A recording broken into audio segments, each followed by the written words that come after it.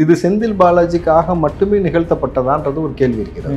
ஏன்னா செந்தில் பாலாஜி அவர்கள் 1.5 வருஷம் ஜெயிலில் இருந்தார். அந்த 1.5 வருஷம் ஜெயிலில் இருக்கும் பொழுதும் இது கணக்கில் வரப்பட்டிருக்காரு. அப்போ ஒட்டுமொத்தமாக அந்த 4 வருஷத்தை தான் அவன் கால்குலேட் பண்ணும்பொழுது அப்போ அவர் உள்ள இருக்கும் பொழுது அப்போ வெறும் செந்தில் பாலாஜிக்கு மட்டும் வைக்கப்பட்டது கிடையாது.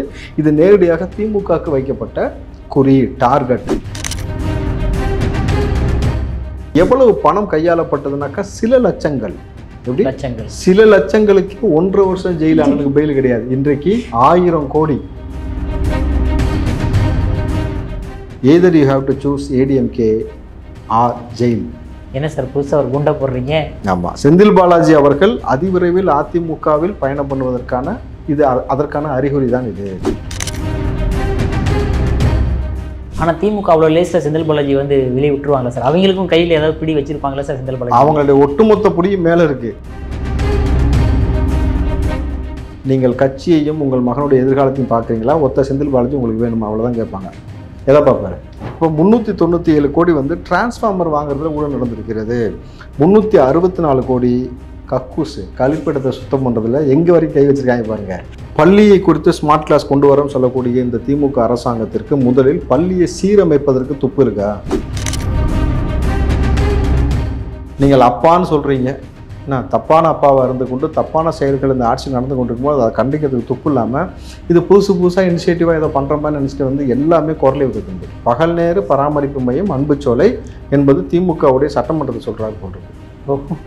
அவங்க தானே முதியோர்கள் எல்லாரும். அந்த உடன்பிறப்புகளுக்காக நான் கொஞ்சம் கவலைப்படுறேன். ஏன்னா அவங்க எவ்வளோ தான் நாங்கள் முட்டு கொடுக்குறது, எவ்வளோ தான் அசிங்கப்படுறது, ஒரு 100 ரூபா சேர்த்து கொடுங்கன்னு கேட்குறாங்க. அதில் ஏதாவது திட்டத்தை நீங்கள் பார்த்து அவங்களுக்கு பாவம் 200 300 மாற்றி விட்டீங்கன்னா ஒரு நல்ல திட்டமாக உங்களுடைய சார்ந்த நபர்கள் பட்ஜெட்டில் அறிவிக்கணுன்றீங்க. பட்ஜெட் போட்டு தானே இப்போ எல்லாம் செஞ்சுக்கிட்டு இருக்கீங்க, அறிவிச்சுட்டு போங்க.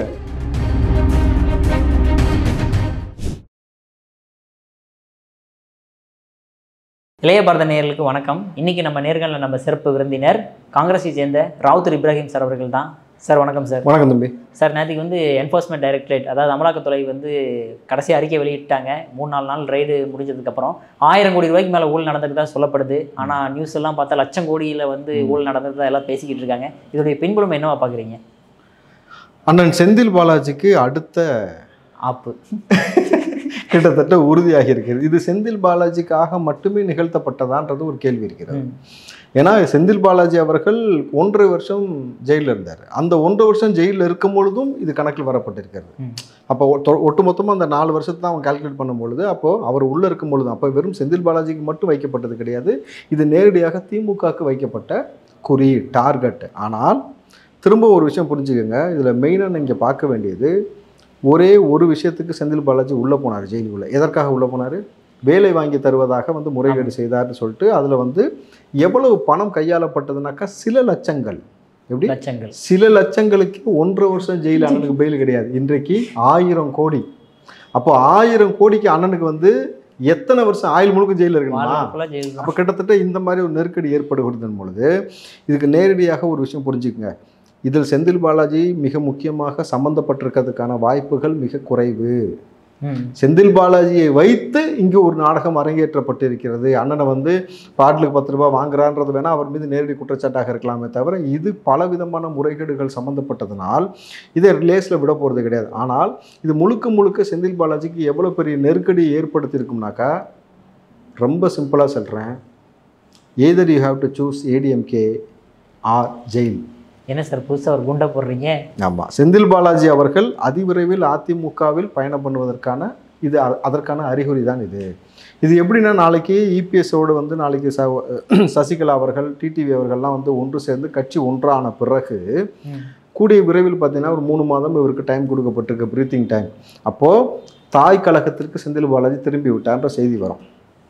செந்தில் பாலாஜிக்கு நிச்சயமாக வந்து பிஜேபிக்கு வரமாட்டார், அதற்கான வாய்ப்பு இல்லை. ஆனால் பிஜேபியும் அதிமுகவும் கிட்டத்தட்ட கூட்டணி வைப்பதற்கான எல்லா முனைப்பும் எடுத்துக்கொண்டிருக்காங்கன்னு நம்ம பார்க்குறோம். உறுதி செய்யப்படலனாலுமே கிட்டத்தட்ட அதற்கான வடிவமைப்பு வருது. ஆனாலும் பிஜேபியோட இலக்கும் கொங்கு மண்டலம், அதிமுகவோட இலக்கும் கொங்கு மண்டலம். கொங்கு மண்டலத்தில் வந்து வேலைனா வெள்ளக்காரன் சொல்லி இருக்கிற இன்னொரு ஆள் யாருனாக்கா செந்தில் பாலாஜி அவர்கள். அப்போ செந்தில் பாலாஜி அவர்களுக்கு அவரை தூக்கி பல வழக்குகள் நிலுவையில் இருக்கும்பொழுது தூக்கி உள்ளே வைக்கிறது பெட்டரா, இந்த கட்சிக்கு வர்றது பெட்டரான்றதுக்கான ஒரு ஆப்ஷன் கொடுப்பாங்க. ஏன்னா இது வந்து அவருக்கான வாழ்வா சாவா அப்படின்ற மாதிரி அரசியலை பொறுத்த வரைக்கும் வாழ்வா சாவா அரசியல் அப்படின்ற மாதிரியான ஒரு நிலைப்பாடு எடுக்கக்கூடிய ஒரு நெருங்கிய நேரம் நெருங்கி விட்டது அவருக்கு. அப்போது அண்ணன் செந்தில் பாலாஜி அவர்கள் எனக்கு தெரிஞ்சு 3 மாதம் கழித்து அவர் கொடுக்கப்பட்ட டைம் இருக்குது. இந்த பாட்டிலுக்கு 10 ரூபா வாங்கினது யார் வாங்க சொன்னால், எங்கே கொடுத்தீங்க காசு, எதனால் ஆச்சு, இந்த 1000 கோடி எப்படி ஊழல் வந்துச்சு, இந்த மாதிரியான பல விளக்குகள் இருக்குது. ரெண்டாவது மின்சாரத்துறையில் வேலை வந்து டாஸ்மார்க் கிட்டத்தட்ட டாஸ்மார்க்கில் இருக்கிறது போல் மின்சாரத்துறையிலையும் சில ஊழல்கள் நடந்திருக்குன்னு சொல்லி இந்த டிரான்ஸ்ஃபார்மர் வாங்குறதெல்லாம் வந்து ஒரு சர்ச்சை போயிட்டு இருக்கும்பொழுது இதில் சிக்கி கொண்டு சின்ன பின்னமாகி ஜெயிலுக்கு போக விரும்புகிறீர்களா, மேலிடம் அப்படித்தான் அவர்களுக்கு ஆஃபர் கொடுக்கும். அதிமுகவுக்கு வந்துடுறீங்களா, கொங்கு மண்டலம் நம்மளுடைய தான் மாற்றிடலாமா, இவ்வளோ தான் அவருக்கான கொடுக்கப்பட்ட விஷயம் பொழுது நிச்சயமாக இது வந்து ரொம்ப லேஸில் முடியக்கூடிய விஷயமாக இருக்காது. ஆனால் திமுக அவ்வளோ லேஸில் செந்தில் பாலாஜி வந்து வெளியே விட்டுருவாங்களா சார்? அவங்களுக்கும் கையில் ஏதாவது பிடி வச்சிருப்பாங்களா சார் செந்தில் பாலாஜி? அவங்களுடைய ஒட்டுமொத்த பிடியும் மேலே இருக்குது, புரியுதுங்களா? திமுகவுடைய ஒட்டுமொத்த பிடியும் ஜி கையில் இருக்குது.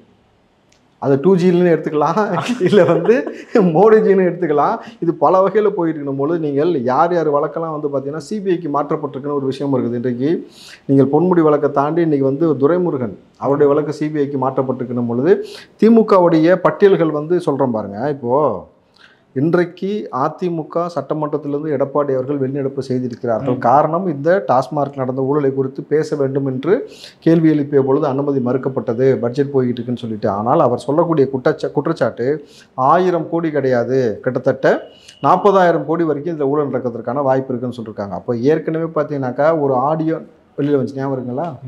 கலைஞர் வாழ்நாள் முழுக்க சம்பாதித்ததை இருவரும் சேர்ந்து 30,000 கோடி ரூபா 30,000 கோடிக்கு மேலே சம்பாதிச்சிட்டாங்கன்னு ஒரு ஆடியோ வந்தது. அது உண்மையாக பொய்யோ, ஆனால் பிடிஆர் வந்து அந்த துறையிலிருந்து மாற்றப்பட்டார். அப்போது இதில் கிட்டத்தட்ட எடப்பாடி அவர்களும் பிற எதிர்க்கட்சி தலைவரும் சொல்லக்கூடியது 40,000 கோடி வரைக்கும் ஊழல் இருப்பதற்கான வாய்ப்பு இருக்குது. இதை வந்து முழுசாக இன்னும் கண்டறியணும்ட்டு. ரெண்டாவது 1000 கோடி வந்து மணல் கொள்ளை, அந்த ஊழல் வந்து இவர்கள் மீது திமுக மீது ஒரு குற்றச்சாட்டு இருக்குது. 992 கோடி வந்து ரேஷனில் ஊழல் நடந்திருக்கிறது அப்படின்னு சொல்லப்பட்டிருக்கிறது. 908 கிட்டத்தட்ட 700 கோடி வந்து கல்குவாரியில் வந்து ஊழல் நடந்திருக்கு. இப்போ 397 கோடி வந்து டிரான்ஸ்ஃபார்மர் வாங்குறதுல ஊழல் நடந்திருக்கிறது. 364 கோடி கக்கூசு கழிப்பிடத்தை சுத்தம் பண்ணுறதுல எங்கே வரைக்கும் கை வச்சுருக்காங்க பாருங்கள். காசுனா எதில் வேணாலும் கொண்டு போய் கையை விட்டுறதுன்னு ஒன்று இருக்குல்ல, அந்த மாதிரியான சில வேலைகள் செய்திருக்கும் பொழுது இதை தாண்டி ஒவ்வொரு அமைச்சர் பெருமக்கள் மீது இருக்கக்கூடிய வழக்கு, திமுக சொத்து சேர்த்துருக்கக்கூடிய வழக்கு, ஜெகத் ரட்சகன்லாம் சும்மா கிடையாது. 1250 கோடி வரி ஏற்பி செஞ்சிருக்கார், 900 கோடி அவர் ஃபைன் மட்டும் போட்டிருக்காங்க, பணத்தை கொண்டு போய் பணத்தை கூட ஒழிச்சு வச்சுருக்காங்க பொழுது பல மூத்த அமைச்சர்கள் மீது இருக்கக்கூடிய நெருக்கடியெல்லாம் இருக்கு இல்லையா? நீங்கள் கட்சியையும் உங்கள் மகனுடைய எதிர்காலத்தையும் பார்க்குறீங்களா, ஒத்த செந்தில் பாலாஜி உங்களுக்கு வேணுமா, அவ்வளோதான் கேட்பாங்க. எதை பார்ப்பாரு? கட்சியோட நலன் தான் அவர் பார்க்க முடியும் போது செந்தில் பாலாஜியை இருக்க பிடித்துக் கொள்வதற்கு அவர் தயாராக இருந்தாலும் செந்தில் பாலாஜி மூலம் இருக்கணும்ல. ஆமாம், எப்பா நீ 1.5 வருஷம் நீ வந்து பெயில் எடுக்காம உள்ள வச்சு குமுறு காய்ச்சிட்டாங்க. இதற்கு மேலேயும் ஏன்னா எனக்கு நிச்சயமாக திமுக மறுபடியும் ஆட்சிக்கு வருவதற்கு வாய்ப்பு இல்லைன்னும் பொழுது செந்தில் பாலாஜி தன்னுடைய எதிர்காலத்தை குறித்து யோசிப்பார். செந்தில் பாலாஜி கொடுக்கப்பட்ட ஆஃபர் என்னவாக இருக்கும்னாக்கா, அடுத்த 5 வருஷத்துக்கு நீங்கள் வந்து வழக்கம் போல் தலைமையோடு நெருக்கமாக இருக்கலாம், இங்கே எடப்பாடியோட நெருக்கமாக இருக்கலாம், மோடியோட நெருக்கமாக இருக்கலாம். கிட்டத்தட்ட பார்த்தீங்கன்னாக்க அடுத்த அமைச்சரவையில் வந்து உங்களுக்கு எந்த அமைச்சர் எந்த இலாக்கா வேணும் என்று கொடுக்கப்படும். நீங்கள் மறுபடியும் 5 வருஷத்துக்கு ராஜா மாதிரி இருக்கலாம். ஆனால் திமுகவை நம்பி போனாக்கா 1.5 வருஷம் ஏற்கனவே ஜெயிலு, மறுபடியும் இவ்வளோ வழக்கு இருக்கும் பொழுது எதில் பயணப்பட போகிறீர்கள் பொழுது எதுக்கு போவார்? ஆப்வியஸ்லி அவர் வந்து அதிமுகவை சூஸ் பண்ணுறதுக்கான அதிகப்படியான வாய்ப்பு இருக்கிறதுனால நீங்கள் அண்ணனை விரைவில் எதிர்பார்க்கலாம். ஓகே சார், அதே மாதிரி இன்றைக்கி வந்து நம்ம பட்ஜெட்டு வந்து தாக்கல் செய்யப்பட்டிருக்கு. அந்த ரூபாயை கூட வந்து ரூங்கிறத மாற்றி பண்ணியிருக்காங்க. ஒரு மிகப்பெரிய ஒரு மாற்றமாகவும் பார்க்கப்படுது. அடேங்கப்பா. ஆமாம் சார், எல்லா நியூஸ் சேனலும் எடுத்து போட்டு சூப்பராக பண்ணியிருக்காங்க சார். அது தமிழுக்காக உயிரை கொடுப்போம், இந்த இதை கொடுப்போம்னு சொன்னாங்க, அதுதானா? ஆமாம் சார், நல்லா பண்ணியிருக்காங்க. நல்லா பண்ணியிருக்காங்க. அதே மாதிரி இன்னைக்கு பார்த்தோன்னா பட்ஜெட்லேயும் நிறைய விஷயங்கள் சூப்பரான அம்சங்களும் நம்மளால் பார்க்க முடியுது. முதலாவது பார்த்தோம்னா ராமேஸ்வரத்தில் வந்து புதிய விமான நிலையம் வந்து கட்டப்படல. முதல்ல அந்த ரூல் வந்து போயிடுவோமே. எது சார்? இந்த ரூல் எடுத்து போகலாமா? இந்த ரூல் வந்து ரோவா போவோம். ஏன்னா இந்த கிட்டத்தட்ட இவர்கள் தமிழுக்காக உயிரை கொடுப்போம்னு சொல்லக்கூடிய இந்த அரசாங்கம் ஏற்கனவே அப்பான்னு ஒரு ஆப் வெளியிட்டாங்க பார்த்தீங்களா? ஆமாம் சார், தங்கிலீஷில். அப்பத்தான் சார் அவர். ஆமாம், தங்கிலீஷில். அது டீச்சர்ஸை மட்டும் சைலண்ட் ஆக்கிட்டாங்க. அது பெண்ணு நினைச்சு தூக்கிட்டாங்களா என்னன்னு தெரியல. சரிங்களா? சரி, ஒன்று. ரெண்டாவது விஷயம், இந்த என்பது என்ன சொல்? இது தமிழ் சொல்லா? முதல்ல ரூபாய் என்பது தமிழ் சொல் கிடையாது, சமஸ்கிருத சொல். ஓகே, கரெக்டுங்களா?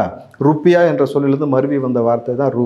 அந்த காலத்தில் ருப்பியா எதை சொல்லுவாங்கனாக்கா, ஆரம்ப கட்ட காலத்தில் வெள்ளியில் நாணயம் இருக்கும், தங்கத்தில் நாணயம் இருக்கும், பண்டமாற்று முறை செய்து கொண்டு பொழுது இந்த நாணயத்திற்கு இருக்கக்கூடிய எடைக்கு தகுந்தாற் போல் வந்து பண்டமாற்றங்கள் செய்யப்படும். அப்புறம் காலம் மாறாதான் நீங்கள் பார்த்தீங்கன்னாக்கா உலோகத்தில் மாறிச்சு. செம்பு, பித்தளை, ஈயம், இரும்பு வரைக்கும் வந்து மாறினதெல்லாம் பார்த்தீங்கன்னாக்கா காலத்தின் பரிமாறம். அதுக்கப்புறம் தான் நீங்கள் பார்த்தீங்கன்னாக்கா பணமாக மாறுது.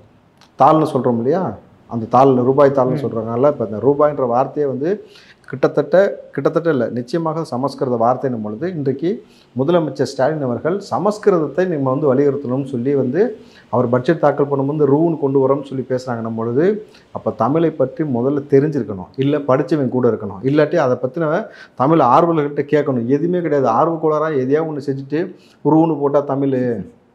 இந்த ரூன்றது எதை குறிக்குது? ரூபாய்னு குறிக்கணும் பொழுது ரூபாய்ன்றது எதை குறிக்கிறது? ருப்பியாவை குறிக்குதுன்னும் பொழுது அப்போ இந்த போதிய அறிவு இல்லாமல் இதை வந்து விளம்பரம், அந்த விளம்பர மாடல்னு சொல்கிறோம்ல, ரொம்ப சரியாக இருக்குது பார்த்தீங்களா. அப்போது இது ஒன்று. அடுத்து என்ன செஞ்சுருக்காங்க நீங்கள் பட்ஜெட்டில்? அடுத்தது ராமேஸ்வரத்தில் வந்து விமான நிலையம் வந்து புது விமான நிலையம் கட்டப்படுறதா சொல்லப்பட்டிருக்கு சார். அப்போ பரந்தூரை கேன்சல் பண்ணிடுவீங்களா? அது வந்து சென்ட்ரல் கவர்மெண்ட் டிசைட் பண்ணுவாங்க. சென்ட்ரல் கவர்மெண்ட்டில் சென்ட்ரல் கவர்மெண்ட் ரொம்ப தெளிவாக சொல்லிச்சு, இந்த இடத்தை நாங்கள் கேட்கவில்லை, இவங்க தான் கொடுத்தாங்க, எதுக்காக கொடுத்தாங்கன்னு அங்கே விசாரிச்சுக்கோங்க, அங்கே போய்க்கு இங்கே மல்லுக்கு என்கிட்ட வராதுன்ட்டாங்க. அடுத்தது பார்த்தீங்கன்னா சார் நம்ம ஸ்மார்ட் கிளாஸஸ் சார், அதாவது 2600 பள்ளி அரசு பள்ளிகளுக்கு வந்து 65 கோடி ரூபாயில் வந்து ஸ்மார்ட் கிளாஸ் திட்டம் வந்து கொண்டாடுறதா முடிவு பண்ணியிருக்காங்க. ஸ்மார்ட் கிளாஸ்னால் என்ன செய்ய போகிறாராம்? அது எல்லாமே கம்ப்யூட்டர் டிஜிட்டலைஸ் ஆக்கி புது விதமாக பண்ண ப்ரொஜெக்ஷன்லாம் வச்சு ப்ரொஜெக்டர் வச்சு பயங்கரமாக பண்ண போகிறாங்களா? சரி, முதல்ல பள்ளியை குறித்து ஸ்மார்ட் கிளாஸ் கொண்டு வரோம்னு சொல்லக்கூடிய இந்த திமுக அரசாங்கத்திற்கு முதலில் பள்ளியை சீரமைப்பதற்கு துப்பு இருக்கா? பல இடத்துல வந்து வகுப்பறையே இல்லை. நீ எங்கே ப்ரொஜெக்ட் எங்கே வச்சு மண்டையில் வச்சு எங்கே வச்சு போடுவேன்? நீ மரத்து மேலே வச்சு யார் மண்டையில் அடிப்பேன்? யார் மண்டையில் அடித்து நீ பாடம் நடத்தவன்னு ஒன்று இருக்குல்ல. ஸோ நல்லா புரிஞ்சுக்கங்க, கிளாஸ் ரூமை இன்னும் நீ பராமரிக்கலை, டாய்லெட் ஃபெசிலிட்டின்றதை இன்னொன்று வந்து சரி செய்யலைன்னு சொல்லி குற்றச்சாட்டு இருக்குது. மாணவ பிள்ளைகள் இப்போ சமீபமாக பார்க்கலாம், அரசாங்க பள்ளிகளில் கல் சுமக்க வச்சிங்க, பில்டிங் சண்டே வர சொல்லி பில்டிங் வந்து கெட்டது கட்டினீங்க, போதிய வந்து காம்பவுண்ட் செவரை வந்து பலப்படுத்தலை, ஆசிரியர்களுக்கு சம்பளம் கொடுக்குறது துப்பு கிடையாது, கிளாஸ் ரூமில் பல கிளாஸ் ரூமில் வந்து பிளாக் போர்டுக்கு பெயிண்ட் அடிக்கிறதுக்கு நீங்கள் பிங்க் கலர் பெயிண்ட் எல்லாத்துக்கு அடிக்கிறாங்க பார்த்தீங்களா, அது வந்து நீங்கள் என்ன பண்ணுறீங்க, டேரெக்டாக பெயிண்ட் கம்பெனி டைப் வச்சிருக்கான்னு தெரியல, அதையும் விசாரிக்கணும். அடுத்து அது ஒரு ஊழலாக வந்தாலும் வரும். நீங்கள் ஆனால் அந்த பிளாக் போர்டுக்கு வந்து பிளாக் பெயிண்ட் அடிக்காமல் வச்சுருக்கிறீங்க. ஸோ இதை தாண்டி நீங்கள் பிள்ளைகளை குறித்து மாணவ பிள்ளைகளை குறித்து பேசிய பொழுது முதல்ல எதை பேசுகிறோன்னு தெரியுமா? இப்போ எத்தனை கோடி ஒதுக்கியிருக்காங்க? இதுக்கு 65 கோடி ரூபா ஒதுக்கியிருக்காங்க. ஆனால் நீங்கள் என்ன செஞ்சுருக்கணும் தெரியுமா? பிள்ளைகளுக்கு தொடர்ச்சியாக பள்ளிகளில் பாலியல் அத்துமீறல் நடந்து கொண்டே இருக்கிறது. அந்த பிள்ளைகளை பாதுகாப்பதற்காக ஒரு திட்டத்தை முதல்ல இனிஷியேட்டிவ் பண்ணிட்டு நீங்கள் செஞ்சுட்டீங்கன்னா தான் உருப்பிடும். ஏன்னா அப்படி நீங்கள் செஞ்சதுடைய விளைவு தான் இன்றைக்கி தொடர்ச்சியாக பிள்ளைகள் மீது பாலியல் அத்துமீறல் நடந்து கொண்டே இருக்கணும் பொழுது, இவ்வளோ கேவலமான ஒரு ஆட்சி போக்கு இருக்கும் பொழுது நீங்கள் ஸ்மார்ட் கிளாஸ்ன்னு சொல்லி ரொம்ப ஸ்மார்ட்டாக அதுக்கு ஒரு அமௌண்ட்டை ஒதுக்கி அந்த அமௌண்ட்டை எங்கே ஒதுக்குவீங்கன்னு எங்களுக்கு தெரியாதா? அன்பில் மகேஷ் உட்காந்து இது வரைக்கும் என்ன செய்து கொண்டிருக்காருன்னு ஒரு கேள்வி இருக்கு இல்லையா? பேசுவோம் அதையும். என்ன சார் எதுக்கு எடுத்தாலும் ஏதாவது குத்தம் சொல்லிட்டே இருக்கீங்க. இப்போ இதுக்கு சொல்லுங்க சார் பார்ப்போம். அதாவது பெட்ரோல் இல்லாத குழந்தைகளுக்கு 18 வயசு வரைக்கும் மாதம் 2000 ரூபா கொடுக்குறேன்னு சொல்லியிருக்காரு சார். சூப்பர். எப்படி பெட்ரோல் இழந்த குழந்தைகளுக்கு 18 வயசு வரைக்கும் மாதம் கண்டா 2000 ரூபா கொடுக்குறேன்னு சொல்லியிருக்காரு சார். எவ்வளோ அற்புதமான திட்டம் அது. ரைட்டு. பெட்ரோல் சாரத்துக்கு யார் காரணம் சார்? அது மேபி ஆக்சிடென்ட்னால இறந்துருக்கலாம். ஏதாவது ஒரு அந்த ஆக்சிடென்ட் எப்படி நடந்துச்சு? சரக்கு அடிச்சதுனால நடந்துச்சு. புரிஞ்சுங்களா? நீ குடிக்க வைப்ப, கஞ்சா புழங்க விடுவ, அபின் புழங்க விடுவ, அந்த பெற்றோர்கள் வந்து பல பெற்றோர்கள் வந்து இறந்து போய் பிள்ளைகள் வந்து நிர்கதியாக நிறுந்ததுக்கு காரணம் யார்? கள்ளச்சாராயம் மட்டும் இந்த ஆட்சியில் எத்தனை முறை நடந்துச்சு? 2 முறை நடந்திருக்கு. எத்தனை உயிர்கள் பலி போயிருக்கு? கனிமொழி அவர்கள் சொன்ன வார்த்தையை எடுத்துக்கோங்க, இளம்புதவிகள் அதிகமாக உருவாகிறாங்க. இப்போ இன்றைக்கு பார்த்தீங்கன்னாக்கா பெற்றோர் இல்லாத பிள்ளைகளை அதிகமாக உற்பத்தி செய்து வைத்திருக்கிறீங்கன்னா ஒரு கேள்வி இருக்குது. ஏன்னாக்கா இதை நீங்கள் பொருத்தி பார்க்கணும். எவ்வளவு பிள்ளைகள் வந்து பெற்றோரை இழந்திருக்கு. இந்த மதுவும் இந்த சாதிய பாகுபாடும் இங்கே வந்து வேலையில்லா திண்டாட்டமும் மிக முக்கியமான ஒரு காரணமாக இருந்திருக்கு. இதை தாண்டி இன்றைக்கு 12ஆம் வகுப்பு எக்ஸாமில் வந்து 11,480 பிள்ளைகள் எக்ஸாம் எழுத வரல. அப்போ எவ்வளோ நெருக்கடிக்கு பிள்ளைகள் உள்ளாக்கப்பட்டிருந்தால் இந்த எக்ஸாம் எழுதுறதுக்கு வராமல் இருப்பாங்கன்னும் பொழுது நீங்கள் வந்து கொடுக்குறதெல்லாம் கொடுத்து 1000 ரூபாய் கொடுக்குற மாதிரியும் கொடுத்து இந்த பக்கம் வந்து மொத்தமாக அவங்களை முடிச்சு விட்டுட்டு அதுக்கப்புறமேட்டு அந்த பிள்ளைகளுக்கு நீங்கள் மறுபடியும் மாதம் 2000 ரூபாய் கொடுக்குறேன்னு சொல்கிறதெல்லாம் வந்து எந்த மாதிரியான போக்குன்னு எனக்கு புரியல. அதாவது நீங்கள் அப்பான்னு சொல்கிறீங்க, நான் தப்பான அப்பாவாக இருந்து கொண்டு தப்பான செயல்கள் இந்த ஆட்சி நடந்து கொண்டு இருக்கும்போது அதை கண்டிக்கிறதுக்கு துப்பு இல்லாமல் இது புதுசாக இனிஷியேட்டிவாக இதை பண்ணுற மாதிரி நினச்சிட்டு வந்து எல்லாமே குரலை விட்டு தம்பி. பேஸ் எங்கேருந்து ஆரம்பிக்குது? எப்படி வந்து இவ்வளோ மது வந்து இந்த அளவுக்கு மாணவ பிள்ளைகளை சீர்குலைத்திருக்கிறது, எத்தனை குடும்பத்தை நிர்கதியில் விட்டுருக்கிறது, எத்தனை மகளிர்கள் இப்போ வந்து பெண்கள் வந்து இந்த குடிக்கு அடிமையாக இருக்காங்க. நம்ம சமீப காலமாக பார்க்க முடியுது. பொது வழியில் எவ்வளோ போலீஸ் கூட சண்டை, பீச்சில் நின்று சண்டைன்ற மாதிரி எவ்வளோ விஷயங்கள் போயிட்டு இருக்கும் பொழுது இதை தடுப்பதற்கு ஒரு அரசாணை வெளியிடுவதற்கு துப்பு கிடையாது. தமிழை பாதுகாக்கிறேன்னு சொல்லிட்டு நீங்கள் தமிழை வந்து 12ஆம் வரைக்கும் படிக்கணும் மேண்டிட்டரின்னு சொல்லிட்டு ஒரு அரசாணை வெளியிடுறது துப்பு கிடையாது. இந்த மும்மொழி கொள்கையை வச்சுட்டு உருட்டிக்கிட்டு காலத்தில் மக்களை ஏமாற்றி கொண்டு இருக்கிற கபடி நாடகம் ஆடுறது, இந்த ரூப்பியான ஒரு விஷயத்துக்காக நீ கொண்டு ரூன்னு போட்டு வச்சிருக்கு, அதை வந்து சமஸ்கிருதம் சொல்ல இருக்கணும் பொழுது அதை வந்து அறிவோடு நீங்கள் பார்க்கணும்ல. அது எப்படி சமஸ்கிருதத்தை இப்போ நீ ஊக்குவிக்கிறியா? அப்போ தமிழை கடைசி வரைக்கும் ஊக்குவிக்க மாட்டான். ஆனால் பேசுறது பாருங்க, தமிழுக்காக உயிரை கொடுப்போம், அதை கொடுப்போம், இதை கொடுப்போம்னு உருட்டுறதுன்னு பொழுது இவ்வளவு தான் இவளுடைய அறிவோடைய லட்சணம். ஸோ அடுத்ததாக வந்து பார்த்தோம்னா முதியோர்களுக்கு, அதாவது வயது முதிர்ந்தவர்களுக்கு அது ஸ்டாலின் அவர்கள் ரொம்ப பாசமானவராக இருக்கிறாரு. அவருக்கு வந்து 10 கோடி ரூபாய் நிதி ஒதுக்கி அன்புச்சோலைன்னு வச்சு பராமரிப்பு மையம் பண்ணுறாரு சார். அதுவும் நல்ல திட்டம் தானே அது? ஸ்டாலின் கொண்டு வந்திருக்காருல்ல இப்போ. ஆமாம் சார். பகல் நேர பராமரிப்பு மையம், அது ரொம்ப முக்கியம். பகல் நேர பராமரிப்பு மையம் அன்புச்சோலை என்பது திமுகவுடைய சட்டமன்றத்தை சொல்கிறாரு போன்றிருக்கு.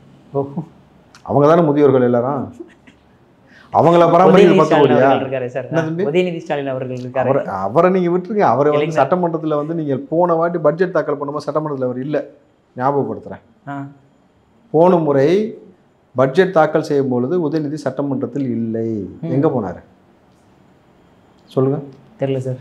அது ரொம்ப மிக முக்கியமான விஷயம். அப்போ அவர் எங்கே போயிருந்தார் என்னன்றதெல்லாம் நீங்கள் வந்து விசாரிச்சுக்கோங்க. ஆனால் நான் சொல்கிறேன், போன முறை இந்த பள்ளிக்கல்வித்துறை சார்பாக, குழந்தைகள் சார்பாக, விளையாட்டுத்துறைக்கெல்லாம் வந்து தேவையானது இந்த மாணவ பிள்ளைகள் சார்பாக நீங்கள் வந்து அங்கே அன்பில் மகேஷ் பேசும் பொழுது சட்டமன்றத்தில் அவர் இல்லை. வேறு என்ன நல்ல திட்டங்களாவது ஒரு நல்ல திட்டமாக பார்க்குறீங்க இன்னைக்கு இந்த பட்ஜெட்டில்? இந்த 200 ரூபாய் எதுக்காக சார்?